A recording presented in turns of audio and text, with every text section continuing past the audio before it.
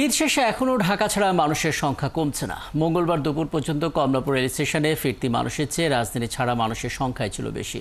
সরকারি ছুটি শেষ না হওয়ায় আগামী শুক্র এবং শনিবারও যাত্রী চাপ বাড়বে বলে ধারণা করছে স্টেশন কর্তৃপক্ষ। বিস্তারিত সুমন তানভীরের প্রতিবেদনে।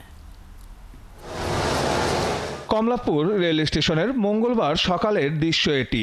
ঈদের প্রায় 4 দিন পেরোলেও বাড়ি ফেরা মানুষের সংখ্যা কমছে না।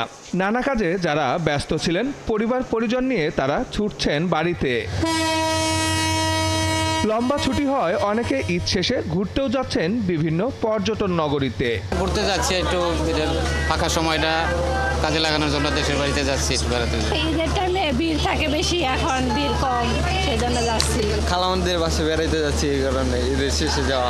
আগে যাইতে পারি নাই, আমাদের স্যার ম্যাডামের সাথে আমি দেশে গেছিলাম। কুরবানি আমরা দিলাম, আত্মীয় স্বজনদের বিলিয়েছি, তো এখন সব কিছু করার পর এখন একটু ঘুরতে বের হলো, যেহেতু লং টাইম এখন ছুটি। সরকারি ছুটি শেষ না হলেও অনেকেই কর্মের তাগিদে আবার ফিরছে ব্যস্ত নগরীতে।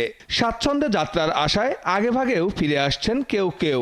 ঈদ অনেক ভালো গেছে, অনেক আনন্দে গেছে, সবকিছু মিলাই আর কি ঢাকায় চলে আসলাম। এখন ঘুরতে যাব আরো অনেক দূরে দূরে। আমাদের তো ঈদ শেষ, এখন আবার অফিস করতে হবে, বাসার কাজকর্ম। ছুটি তো কম, ছুটি আজকে শেষ, আজকেই ডিউটি করতে হবে। জার্নি ভালোই ছিল, কোনো জ্যাম ছিল না এবং যথাসময় ট্রেন আসছে, যথাসময়ে উঠছি, কোনো সমস্যা হয়নি। আমার কাজ যেটা সেটা আসলে ডিউটিটা রেসপন্সিবিলিটি থাকে কিছু, এই জন্য আসতে হবেই।